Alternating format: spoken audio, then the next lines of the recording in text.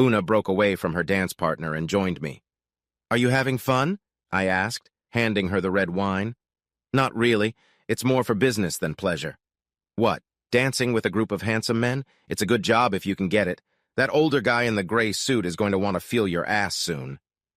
I nodded at the man next to me. "He's been staring at you for about 20 minutes. Come over to this corner for a minute, sufferer, and for God's sake, smile. You're embarrassing me." "I embarrass you? You're one to talk." We stood at one end of the bar where it was quiet. She was smiling at me. People might be watching, so I played along and smiled back. "Listen carefully, Peter. I work in sales. My base salary is good, but my commission is even better. I'm good at what I do, and this year I closed 3 of the company's 7 biggest deals. This party is dedicated to my latest success. At the end of this month, 50% of my commission will go to the bank. The rest will go to my Christmas bonus." "I know all that. And there's something else, you know. That bonus I get will pay for your dream vacation next year. Pacific Coast Highway, Big Sur, Monterey, whale watching. I made enough to even rent a convertible Mustang for 3 weeks. I know that too. This is my reward for being dragged to this boring party, for forcing me to watch my girlfriend flirt with a group of guys while some old pervert undresses you with his eyes. It's annoying." "Well, here's something else you obviously don't know. The managers who signed this week, 2 of them, not a group, have each only had 2 dances with me. That's to be expected. They didn't grope me, touch me inappropriately, or even dance cheek to cheek." "Okay, sorry," I said. "And the older guy watching me, that's the CEO of the company, insists on being called Gavin. Yes, he's watching me, of course. He's a stickler for the firm's moral standards. A hand on my ass for longer than a second, and I'll be taken to his office on Monday and shown a yellow card. God, he even checks our lunch hour. And we're never allowed to go to a business lunch at the hotel just in case we're tempted. So, why don't you take it easy?" "Fair enough, I will. But you do realize it won't stop him from being attracted to you. If I wanted to have the last word, I failed." "Yes, you did. He's gay." We rejoined the crowd. I'm not much of a party person, but made up for my slip by dancing with Una and chatting with the managers and Gavin, and smiling a lot. I may have eaten and drank too much too, but she seemed satisfied. The sex when we got home was great. I don't know if she was horny because she put me in my place or because of the big contract. That didn't bother me either. Asterisk, asterisk, asterisk. Our sex life is pretty tumultuous as it is. We've both been married before. Me and my ex had 2 kids, and then she talked me into getting a vasectomy. A year later, asked for a no-fault divorce. Thank you. She immediately hooked up with an American and moved to San Diego with my sons. I couldn't do anything about it, but at least I had to pay child support. Chuck is rich. This probably influenced my interest in the west coast of the U.S. I've only been able to see my boys once in the last 2 years. Una was previously married to a guy who was insanely jealous and practically kept her under lock and key. Then, during a medical examination, she was diagnosed with a sexual disease. This was reported to her husband, and he admitted to having an affair. He, in turn, told the woman he was having an affair with, and her husband promptly beat up Una's ex. She filed for divorce on the grounds of his cheating, but he died before the case could be heard. There were rumors that the beating was the cause of the stroke, but nothing could be proven. There was no life insurance, just debts, and the whole case made her susceptible to jealousy. That's why I pissed her off at the party. So after we got married, we took over our little rented apartment. The plan was to get back on track financially and get married when we could afford to buy an apartment. Fortunately, Una has no interest in having children. Her bonus and sales figures entitle her to an extra week's vacation next summer when there is a downturn in business. She is more than happy to have my kids join us on our trip down the Pacific Coast Highway. My ex also agrees. The next day, Saturday, Una told me more stories about her boss. He lives discreetly with a male partner. They are not married and never show their affection in public. He often sends clerks to restaurants to check who the sales reps are buying dinner for. And when they have to leave on business, it is believed that he pays various hotel employees to keep track of who is in what room, whether they have visitors, and so on. It wasn't until Sunday morning that I realized I hadn't gone to the bathroom the day before. I usually go pretty regularly, and I suspect my natural rhythms may have been disrupted by something I ate at the party. By Sunday evening, my stomach was hurting. I often stayed late at work. There was a major glitch in the computer system. It took me 6 months to get to the bottom of the problem. The initial error had occurred a year ago and had been building up like a lump. I was in constant communication with our San Francisco branch office, which was working on a parallel system. Hence their growing fascination with their stories of the Pacific Coast Highway, which I had seen in many movies. They were prone to sarcasm because our British system often failed while their system was infallible. But the end of the problem was just around the corner, so I had no choice but to go to work on Monday with a sick stomach. Una and I live in an old terrace house. The rent is low, and it was all we could afford when we first met. The house has a tiny entrance hall from which you can go straight up the stairs to the 2 bedrooms or the living room combined with the kitchen. In between, there is a small bar counter with a huge potted plant on it. We don't get guests very often. A door at the back of the kitchen leads to a not-so-ordinary hallway. It is a square about 1 meter square with doors on all 4 sides. One, of course, leads back into the kitchen. The next one leads to the shelved area where the water heater is. My mom always called it the airing cupboard. Next is the door to the bathroom attached to the back of the house. It looks like something taken for granted and came about in the days when people washed in the kitchen sink and the toilet was at the end of the garden. There is now a small shed standing there in which the old bathtub is still suspended. Finally, at the side of the house is a back door facing the wall between us and the neighboring house. There, on the left-hand side, on your way to the enclosed garden, you pass our bath. When I got home on Monday, I still had a stomachache. But Una hadn't reported that anyone else had been hurt after the party. I gave up lunch and dinner and finally unloaded in the evening. Well, don't you hate those sessions after which you just wipe and wipe? Half a roll of toilet paper later, I was done and did one last flush. Except it didn't feel right because it didn't all go away. I waited and tried again, but the toilet was dangerously full. I thought its murky contents would spill onto the floor. Time to work the plunger. Like most people, I don't like this activity, but I wanted to clean the toilet before Una left. A few vigorous strokes repaired the leak and all was well. There was a shower over the old one, and its head just reached the toilet bowl. A minute of hot water helped me clean the bowl and rinse the plunger. I washed my hands and went and made myself a sandwich. I was starving. On Tuesday, my routine was restored. Shit, shower and shave, as my old grandfather used to say, and my workday was triumphant. We tested the system, and it was finally error-free. All computer functions in all departments of the company began to run faster and faster. My boss, Cliff, was ecstatic and mumbled something inaudible about a bonus. I would have preferred a promotion, of course, and to that end, I had trained an assistant, Eric, while I was at work. Now he was as good as I was at troubleshooting. Well, almost. That night I took Una out to dinner, but I didn't mention my success at work. I thought it was better to wait and see if more money was on the horizon. When we got home, we settled down in front of the TV. "Just in time to poop," she said as the opening credits rolled. Una is one of those people who likes to announce her bodily functions. "Gotta pee" is a pretty standard conversation starter. She came back as the movie started. "Sorry, Pete. The toilet's clogged, and you're the man with the plunger. Would you be a dear and see to it, please?" Sure. I'll go during the first commercial break. But I don't feel comfortable leaving it like this. Oh, please. So I went and did my bathroom duty again. It took several dips with the plunger, 3 flushes, and a quick wash under the shower. Friday morning it clogged again, and I called our landlord from work. "Look, Peter, it's stipulated in your lease, but right now I'm knocked off my feet and won't be able to make it until the end of next week.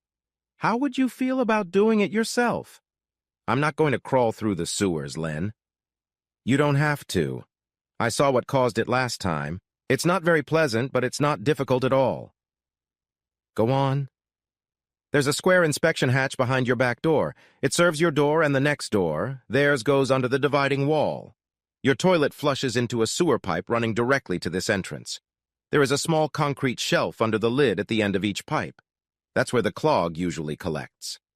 What's amazing is how close to the surface it is in these old houses. What you're flushing goes a few centimeters under the walkway." "All right, I'll try it. Thanks. Let me know how you're doing. By the way, There is a long metal pole in the closet hidden behind your water heater. It lifts the lid and can also scrape out the clog. Asterisk, asterisk, asterisk, work project completed. I got up early for once and found the pole. Standing at the back door, the square hatch came off easily. It revealed exactly what Len had described. To the left of the square opening was a round pipe that went straight into the depths of the sewer.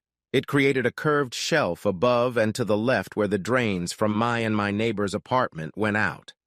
One always imagines that the drains and sewer pipes are much lower than they are here. The neighbor's side was clear, but mine had a clog. As disgusting as the sight was, I felt it was my duty to go get my phone and take a couple pictures for posterity. It only took a few scratches, and the crap came out in a hurry. In the bathroom, I flushed the toilet and stepped back out to see it flowing to freedom. Then I filled the bucket with hot water from the shower and added half a bottle of bleach. I washed the pole and wrapped the end of it in a plastic bag. It could stay outside overnight to dry. I poured the rest of the bucket directly into the toilet, flushing out the last of the culprits. I felt like a hero and took a shower. Asterisk, asterisk, asterisk. That same Friday night, we were just finishing dinner when my cell phone rang. Cliff was still at work and panicking. I shoved the last piece of chicken between 2 slices of bread, thinking that's where the Earl of Sandwich started. Then I kissed Una and went back inside. It was daytime in San Francisco, and their system was failing. Eric and a few other guys were on the phone with America. They were telling them the procedure, step by step. Cliff walked me into his office. The problem is exactly the same as the one we just solved here. We? All right, Peter, you and Eric took care of that. What are the consequences of the downtime? How did you solve the problem here? I ran a parallel system so that I could work on the original while the office kept running. It wasn't ideal because I had to take a break from maintenance work to deal with the inevitable office glitches, 8 to 10 times a day, though that dwindled to 2 or 3 as we neared the finish line. Could the Americans fix it faster? We know now what the cause was, don't we? No, I've always known what the cause was. I had to repair everything piece by piece, sort of working backwards. It took 6 months, and I worked a lot of overtime. Then let's cut to the chase, Peter. What's the best way to get America to the point we've just reached? And I mean in-house, no outside contractors. You'll need paper and pen. He's got it. Promote me to manager, with a corresponding increase in salary, plus a reasonable overseas allowance. Send me to San Francisco, and I guarantee I'll repeat what I've accomplished here. But I'm not going to work all hours of the day again. Tell them I'll help them day in and day out, but the full fix will take a year. In that time, I can keep them up and running and troubleshoot things as I go along. I will be counted on to pick my own hours of operation. They can count on a few Friday and Monday lunch breaks, and I still want to take a full vacation. I suspected it might be something like that. What else? I want them to provide me with a car and a 3-bed apartment close to where I work. 2 competent assistants will cut the project down to 9 to 10 months. I can finance your salary increase and travel arrangements, and I'm sure they'll find 2 assistants and provide you with a rental car. But short weeks and 3 bedrooms? They won't like that. You're the boss. You have to tell them this is the way it's supposed to be. It can be done faster if they bring in the experts, but it will cost them, us, a lot more than my proposal. This isn't about me racing up and down the Pacific Coast Highway. This is about spending time with my boys. You'll let me know on Monday how things are going. I don't think I've ever been so determined with Cliff, but I was sure I was going to get what I wanted. I was the center of attention. They could do the job in 2 months if they were willing to throw a lot of money at the problem and tolerate at least a week of downtime. But my demands would cost less. If they can't satisfy me, maybe I'll leave and try my luck elsewhere. Cliff should know about this. When I returned, Una was in a playful mood, but I was not. I deliberately told her about the problems at work. She was never interested in technical matters. I put off sex over the weekend, too, citing that I had another stomach ache. Monday morning, she looked particularly sexy. You look very glamorous. Another party? I don't think so. I need another deal. I have 2 guys coming in from Italy. If I pull this off, I'll be the consummate salesman of the year. Rob, this was supposed to be handled by my closest competitor, but I told the CEO I wasn't happy for it to go to him because I know a little Italian. He said he was trying to level the playing field. That doesn't sound very businesslike. It's not a game. That's what I said. Anyway, Poor old Rob sprained his ankle. Gavin called me yesterday, and he doesn't want these guys getting pitched to by someone in a cast. He called the Italians, and they are expecting to be picked up at the airport by his best saleswoman. Good for you. Are they signing the contract today? No. They'll arrive at lunchtime, and I'll bring them to the office to meet Gavin and look at our terms. From there, it's straight to dinner at their hotel. Gavin, of course, will be present, making sure I don't sneak into their room.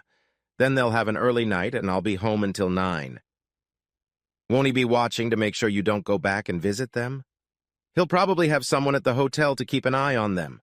As for me sneaking back to the hotel, you're the one who'll have to see to it that I stay home. I can do that. I was hoping that didn't mean she'd want sex. I'll have to come up with an excuse. My main meeting is tomorrow at their hotel. Not in their room, of course. Gavin had booked one of their public conference rooms. I'll be speaking on my own. I can buy them lunch and take as much time as they need.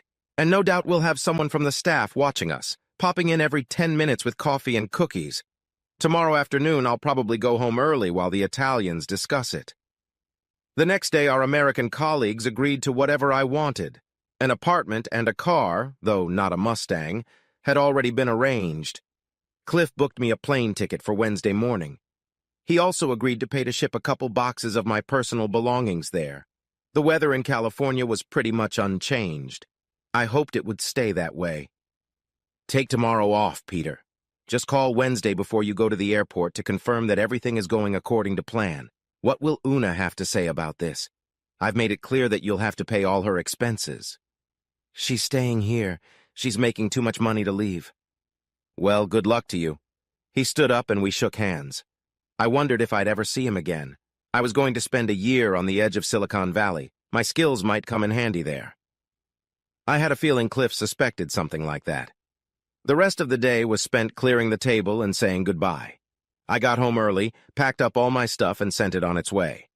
I won't need a suitcase checked in my luggage on Wednesday. A carry-on will suffice. I called Len, confirmed that I had just paid 3 months' rent, and told him it was my notice to leave the house. I wasn't going to miss it. He should contact Una directly to arrange a final checkout. Oh, and I solved the clog problem. Una and I have separate closets, so she didn't notice that evening that I had packed up all my personal belongings. I told her that I had been to the doctor in the afternoon to check out my stomach problems. He did some tests and decided I might have an ulcer. No sex today, baby. The medication he gave me makes me nauseous. If it's an ulcer, it's because of all the overtime work you've been doing. You need to cut back a little bit. Don't worry, I'm going to take things a lot easier from now on. As our American cousins would say, chillin' out. Tuesday morning, Una was dressed up again and squirming with excitement. I hugged her tightly. Go get 'em, baby. Dazzle those Italian stallions with your charm. Thank you. Well, I have to get out early, so good luck.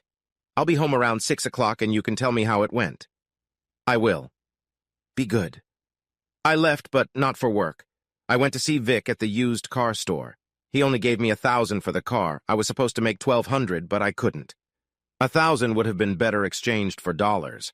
I knew Una would be with the Italians at least until lunchtime, so I looked for a restaurant. There was no point in going to McDonald's or KFC. America is full of them. I settled for an early lunch at Maggie's all-day breakfast. Very English. I got back to the house around noon, stuffed the last of my belongings into a small backpack and stashed it in an empty closet. Our kitchen window overlooked the short walkway to our fenced garden, and I risked opening it slightly. We had a large potted plant on the bar, which I moved to one end to block its view from the living room to the kitchen, where I hoped to hide. I unlocked the back door and put my phone on video, then went back to the front window to observe. Una arrived at 2:30. As she got out of the car, legs in black flashed for a moment. While she unlocked the door, I managed to slip out the back door. I stood on that important metal inspection hatch and peeked out the kitchen window. I heard her cross the tiny hallway a few inches away from me and enter the bathroom. The toilet flushed and I felt the lid vibrate slightly as the water rushed under my feet. She came back in and stood at the window where I had just been. I guessed who she was waiting for. She was no longer wearing pantyhose. The Italians came in and she walked them to the couch. When she entered the kitchen, I pressed myself against the back door. Soon I heard the pop of a wine bottle being opened. "You left through the underground parking garage?" "Yes, that was easy. The elevator went right down there and a cab picked us up from there. Make sure you tell the cabbie to drop you off there when you get back." "I will." She brought them 3 wine glasses on a tray. The men stood up to toast their fruitful relationship and sat down again. Una stood in front of them and they all put down their glasses. "It will be easier if I help you take off your pants, gentlemen." They unbuckled their belts and began to pull them down. This was my moment. I didn't want to sneak in until I was sure they were going to start, when all 3 of them were engrossed in sex. They started, and I quietly opened the back door and crept over to the plant. I pointed my phone around the pot and started snapping pictures. I probably didn't need those early shots of clothes being shed, but I filmed anyway. If I'm discovered, I'll settle for anything incriminating.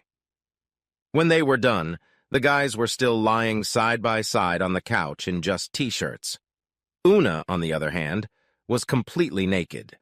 They had tried every position and every combination. I knew Una was good at it. I'd just never watched it as a spectator before. By this time, they were getting rowdy, so I moved to the other end of the bar and zoomed in. When they had withdrawn, I slipped back out into the garden where I waited against the back wall by the bathroom window. 5 minutes later, I heard her. As soon as I heard the toilet flushed and the shower running, I went back out the back door. Ignoring Una's scattered laundry, I only had time to grab her phone. There in her contacts was the man I needed. He was listed under the name CEO, not Gavin. I called him from mine and convinced his secretary it was urgent. "Is it true you monitor the morals of your employees?" "Who's this?" Peter, partner of your top saleswoman, Una. Ex-partner, actually." "I remember you. Yes, it's true." "Then get ready to receive some video clips I just shot."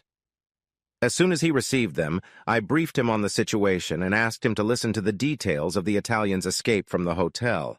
Then briefly explained to him what my special photo from earlier was referring to. "Tell her not to come back tomorrow," he said. "Sorry, buddy, that's your job. You tell her yourself.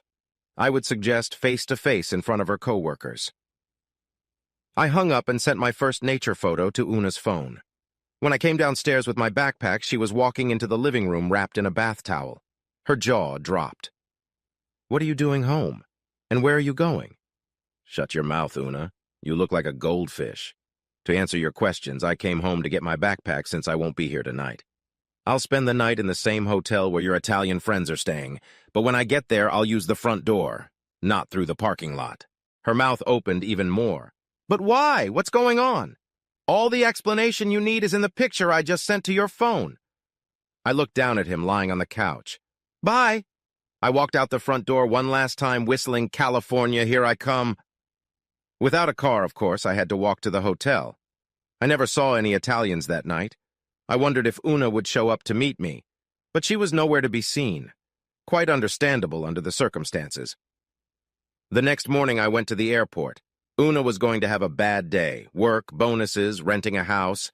In the cab, I smiled, took another look at the picture I'd sent her.